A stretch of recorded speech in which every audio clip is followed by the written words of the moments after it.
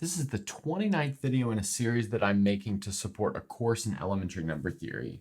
And in the last video, we looked at integer partitions, the basic examples, and Farrer's diagrams.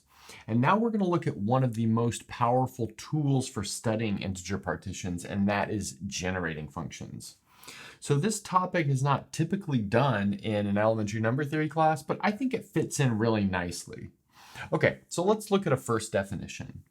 So let's say we've got a sequence of numbers, and now we're not requiring these numbers to be natural numbers or integers or rational numbers or even real numbers. They could be complex numbers.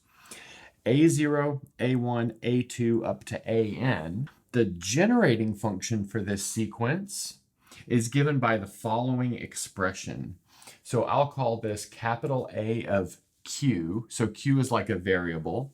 And then we've got A0 plus A1Q plus A2Q squared plus A3Q cubed, and then so on and so forth. So how we're encoding this sequence into a function is that it's a power series where the coefficient of Q to the n is the nth term of this sequence.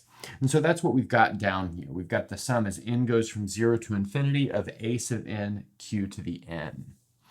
And we're going to take the approach that Q is a formal variable. So it's really just like a placeholding term. And this is like a combinatorics type approach. Although you could take the approach that Q is equal to e to the I 2 pi tau, where tau comes from the upper half plane in the complex numbers.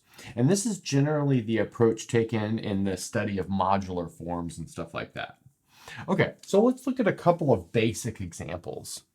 So maybe the first example, which is actually one of the most important, is what if we've got the constant sequence 1? So in other words, A0 is A1 is A2 is A3. They're all equal just to the number 1. So we can encode that as AN equals 1 for all n in non-negative integers. Okay, so in this case, our generating function is pretty easy to write down as a series, but we'll want to take advantage of some stuff from calculus to write it in a more compact notation. So this is 1 plus Q squared plus Q cubed plus Q to the 4th, but that never ends. And then we would also maybe write this as the sum as n goes from 0 up to infinity of Q to the n. And that is the generating function by the definition. But like I said, we want to use some tools from calculus to write this in a more compact form. And so we'll notice that if we were thinking of Q as a real variable or even a complex variable, then this would have some sort of interval or radius of convergence. And we could talk about writing this as a rational function. And in fact, in this case, this is just a typical geometric series, and this would sum to 1 over 1 minus Q. And in the study of generating functions, and as we'll see in partitions, this series is actually very important. The fact that 1 plus Q squared plus Q cubed and so on and so forth sums to 1 over 1 minus Q is actually a really helpful way of encoding all of this information in a really small package. So I can't stress enough how important it is to remember this geometric series summing formula right here, because we'll often write terms like this 1 over 1 minus Q when we really mean the expansion of this big power series. Okay, so now let's look at our second example. So we've got A naught is 1, A2 is 1, A4 is 1, all of the even terms are 1, and then all of the odd terms are 0. So here my AQ is 1 plus Q squared plus Q to the 4th plus Q to the 6th, and so on and so forth. So that's still a geometric series. My starting term is the same, but my common ratio is different. Notice my common ratio is now Q squared. So I can sum this up to 1 over 1 minus Q squared. So when we're doing like some calculations involving generating functions, it's easier to work with this rational function than it is to work with this big series. but we're always thinking about this big series as happening under the hood. Okay, so now let's look at this last example. Well, the last example on this board, and that would be all of the even terms are 0 and all of the odd terms are 1. So this is really related to our previous example. So here we have a of q is q plus q cubed plus q to the 5th plus q to the 7th plus dot, dot, dot. Again, that's a geometric series. Now our starting term is q and our common ratio is q squared. So by calculus 2, we know what that sums up to as well. That sums up to q over 1 minus q squared. So that's what we would write as the generating function for this sequence. Okay, and then just as a reminder, what's the standard formula for the sum of a geometric series? Well, it goes like this. We've got the sum as n goes from 0 up to infinity of a times r to the n is a over 1 minus r. And this is good when the absolute value of r is less than 1. Again, we're taking q to be a formal variable, so we don't really need to worry about this. But this is nice to keep in mind. So often we say a is our starting term and r is our common ratio. Okay, let's clean this up and then we'll look at another example. Now we've got a little more complicated of an example. And so this will be good for practice, recalling some of the stuff from calculus that's really useful when working with generating functions. So we've got our sequence a sub n, which is n plus 1 times 2 to the n. So I've written out the first couple terms. So 1, 4, 12, 32, 80, then so on and so forth. But we've got the closed form, so it's easy to calculate the terms. So really, we're just practicing building a generating function here. Okay, so let's do our generating function. So we've got a of q is equal to the sum as n goes from 0 up to infinity of n plus 1 times 2 to the n times q to the n. Because we've got our nth term times the nth power of q. Now we'd like to sum that into some sort of rational function, so we've got a nice compact form to deal with. How can we do that? Well, notice we've got this n plus 1 in front of all of this stuff to the nth power. So to me, that looks like we've taken a derivative. So let's maybe flesh that out a little bit. So this is going to be equal to the sum as n goes from 0 to infinity of n plus 1 times x to the n, where we've evaluated this at x equal 2 times q. But look at this. This looks like exactly the derivative of x to the n plus 1. So let's write that here. This is the derivative of x to the n plus 1. N plus 1 comes down, and then we reduce the exponent by 1. So that means we could rewrite this as the derivative with respect to x of the sum as n goes from 0 up to infinity of x to the n plus 1. Great. And then after that, we're evaluating this at x equals 2 times q. But look at this. This is a geometric series again. But the starting term is not 0 because of how the indexing works. Let's write out the first couple of terms of this just to get an idea for what's going on here. It's x plus x squared plus x cubed plus x to the 4th plus dot, dot, dot. So notice our starting term is x and our common ratio is also x. And we could really see that if we rewrote this as x times x to the n and then use the thing that I think we wrote in yellow on the last board. Okay, but using this geometric series summing formula, we see that we have of x over 1 minus x evaluated at x equals 2 times q. Again, because of our starting term and our common ratio. Taking that derivative is pretty easy using the quotient rule or using kind of any other trick that you want, would be to write this x as x minus 1 plus 1, and then split that into two fractions. One where you just get a constant, so the derivative is 0, and then you're just taking the derivative of 1 over 1 minus x. But generally, if you're taking this sort of number theory class, you've taken all the calculus classes, so this shouldn't be a hard time here. Okay, so that is going to give us 1 over 1 minus x quantity squared evaluated at x equals 2q. In other words, we'll have 1 over 1 minus 2q quantity squared. And if we wanted to, we could multiply that out to get a closed form, which is expanded a little bit, but I think we can just leave it like that. So we found a generating function for this sequence. Okay, now we're going to do 2 more examples, and these will involve recursively defined sequences. So our next example is a recursive sequence with 1 level of recursion. So we'll define our first term, a0, to be 1. And then for all n bigger than or equal to 0, we'll define a sub n plus 1 to be equal to 4 plus 5 times an. So I've calculated the first couple of terms here. So we've got 1, 9, 49, 249, and then so on and so forth. So from this, and maybe calculating 1 or 2 more terms, you could maybe come up with a closed form just by guess and check and then proving it with induction. But here, since our whole game is to practice using generating functions, that's what we're going to do. Okay, so we'll first find a generating function for this sequence, and then use that generating function to find a closed form for this sequence.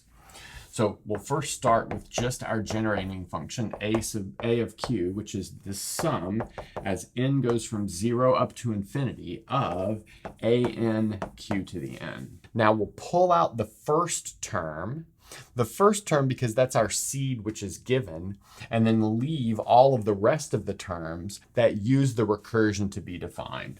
So here we've got, this is going to be 1 plus my sum as n goes from 1 up to infinity of a sub n q to the n. I pulled out the a0 term, but the a0 term is just 1 like we had discussed. But now we're going to do an index change so that we can start this at n equals 0, and that will change my n to n plus 1 in all of the indices so that we can most easily use this. So here we'll have this start at 0. That means we're going to have an n plus 1 here. That means we'll have an n plus 1 here as well. But I'm actually going to take this n plus 1 and factor one of the q's out front, just so it's a little bit easier to work with. Then next, I'm going to take this a sub n plus 1 and rewrite it as 4 plus 5a sub n using my recursive definition. So let's see what that leaves me with. I'll have 1 plus q times the sum as n goes from 0 up to infinity of 4 plus 5a sub n times q to the n. Next, I can split this guy into 2 series. So I'll have 1 plus q times the sum as n goes from 0 up to infinity of 4 times q sub n minus q times the sum as n goes from 0 up to infinity of 5a sub n q to the n. So that's what we get after all that expansion. Now we can do a little bit of simplification. Notice I could take this 4 here and factor it out, but that leaves me with something which is pretty easy to deal with right here. Notice I've got the sum as n goes from 0 to infinity of q to the n. That's exactly my geometric series. We know that sums to 1 over 1 minus q, like that. I've got the q times 4 out front, which I'll take care of on the next line. Furthermore, we see that this 5 can be factored out, so I'll squeeze that in right there. And I'm left with the sum as n goes from 0 to infinity of a sub n q to the n. But that's exactly my original generating function for my sequence. So this guy right here is exactly a of q. And I just realized this should have been a plus here. Okay, so now let's bring all that down. We've got this is equal to 1 plus 4q over 1 minus q plus 5q times a of q, like that. That's just doing all the simplification that we talked about over there. So now I have a of q is equal to all of this. I've built an equation that I can use to solve for a of q. So let's move this from the right to the left-hand side of the equation and see what that leaves us with. We'll have 1 minus 5q times a of q. That's from factoring the a of q out. equals 1 plus 4q over 1 minus q. Now we can divide both sides by 1 minus 5q, and that's going to give us a of q is equal to 1 over 1 minus 5q plus 4q over 1 minus q times 1 minus 5q. So we've got our generating function for our sequence.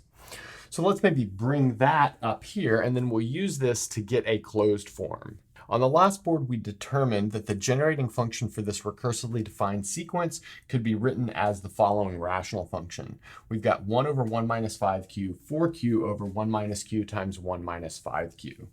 Now we want to take this guy right here and use partial fraction decomposition to pull it into pieces. Notice this one here is already in the form that we could re-expand it as a geometric series. We can't do this with the one that's in yellow box though, but after a partial fraction decomposition, we could. Okay, so just to reiterate, we want to write this as maybe b over 1 minus q plus c over 1 minus 5q. And that's just happening to this thing in the yellow box. So how would we do that? Maybe multiply both sides of this would-be equation by the denominator. So let's see what that's going to leave us with. We'll have 4q on the left-hand side, and on the right-hand side, we'll have b times 1 minus 5q plus c times 1 minus q, like that. And now, since these two linear polynomials have different roots, we can just plug the roots in for q to quickly find b and c. So notice if we set q equal to 1, this turns into the following equation. We'll have 4 equals negative 4 times b. Notice that this like c term cancels and we're just left with this. So that's pretty cool. That tells us that b is equal to -1. Now we can hang on to that for just a second. And then we can do a similar calculation or maybe just compare coefficients with what's left over. And we'll see that c must be equal to 1. So I'll let you check those two details. Okay, but now plugging this up here and then combining it with what we have gives us the following new closed form for our generating function. So this is 2 over 1 minus 5 times q minus 1 over 1 minus q. So now we'll re-expand those using geometric series. So this is 2 times the sum as n goes from 0 to infinity of 5 to the n times q to the n, and then minus the sum as n goes from 0 to infinity of q to the n. Again, that's just because those are standard formulas for geometric series. We can put all this together and we see that we have the sum as n goes from 0 to infinity of 2 times 5 to the n minus 1 times q to the n. But now keeping in mind that a of q is really defined to be the sum as n goes from 0 to infinity of a sub n q to the n, we can see that this a sub n has the closed form, which is given by that blue box. In other words, it is 2 times 5 to the n minus 1. So putting this all together, we have found a nice closed formula for our recursively defined sequence. So let's maybe sketch one more example of this type of calculation. For our last example, we're going to look at the Fibonacci numbers. So let's recall that those are defined by these two seeds. F0 is 0, F1 is 1, and then Fn plus 2 is equal to Fn plus 1 plus Fn. One term is equal to the sum of the previous two terms, and that's for all n bigger than or equal to 0. Okay, so let's get to this. So our generating function, I'll call it f of q. That'll be this sum as n goes from 0 up to infinity of f sub n q to the n. Since we have two seeds, we want to pull those two seeds out. But notice the first seed is 0, so that's not going to show up. That's our constant term. Our second seed is 1. That's attached to q to the first power.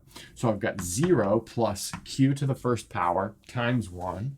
I'll leave the 0 in there just as a reminder for now, but obviously we'll not carry that all the way down. And next, we'll have this sum as n goes from 0 up to infinity of fn q to the n. And sorry, that n should have started at 2 because we took the first two terms out. Now I'll re-index this sum just like we had done before. So it now starts at 0, and it has an n plus 2 here and an n plus 2 here. Then we'll take 2 copies of this q and pull it out front so that we have a q squared. And then to that fn plus 2, we'll apply our recursion. So let's see, that's going to leave us with q plus the sum as n goes from 0 to infinity. We have a q squared in front of that sum. And then fn plus 1 plus fn times q to the n, because I just applied my recursion. Now we're going to split this into pieces. So I've got q plus q squared times the sum as n goes from 0 up to infinity of fn plus 1 times q to the n, and then plus q squared times the sum as n goes from 0 up to infinity of fn q to the n. Again, that's just from distributing this kind of stuff around. Well, notice that this guy right here is in good shape already. That looks like our original definition for our generating function for these Fibonacci numbers. So I can just replace this with f of q. I can't quite do that here though. That's because the index does not match with our exponent of n. But now we're going to do a couple of tricky moves in a row. So first I'll re-index this so it starts at 1 instead of 0. So that means I can start this at 1. But that's going to change this f sub n plus 1 to just f sub n. That'll change this q to the n to q to the n minus 1. Next, I'll take this q squared, split it up into q times q, bring one of them inside to cancel that minus 1 out because I've multiplied one of the q's in. Then I'll change my index again from 1 to 0 by adding the 0th term in. But we're in luck, the 0th term is 0, so I can add that in without doing anything at all. So now I'm left with the sum as n goes from 0 to infinity of fn q to the n. And the only change that happened in the end was this q squared became a q to the first power. But let's notice that this guy right here is now another copy of this. So let's see what we can do. We've got this is equal to q plus q times f of q plus q squared times f of q. But now we can move some things around. Notice we can maybe move all of this to the other side of the equation and then solve for f of q. So that'll give us f of q equals q over 1 minus q squared, like that. And then how would you find a closed form of this? Well, you would want to factor that denominator. But factoring this denominator is not going to involve rational numbers. It will involve irrational numbers. And then split it up using partial fractions. So maybe I'll leave that as one of the warm-up exercises, is to split this up with partial fractions and find a closed form. So now maybe we'll clean up the board and I'll give you guys a couple extra warm-up problems. Here are a couple of nice warm-up problems. So the first is to find the generating function for the following sequence. So 1, 2, 3, 1, 2, 3, 1, 2, 3, and then repeating forever and ever and ever. So this is the 0th term. This is A0, A1, A2, A3, A4, A5, A6, and then so on and so forth. Okay, next, let's set A0 equal to 3 and an plus 1 equal to n plus 1 plus 3 times an. So this is a recursively defined sequence with a one-step recursion. So you'll have two tasks here. First is to find the generating function, and second is to use it to find the closed form of this sequence. And that's a good place to stop.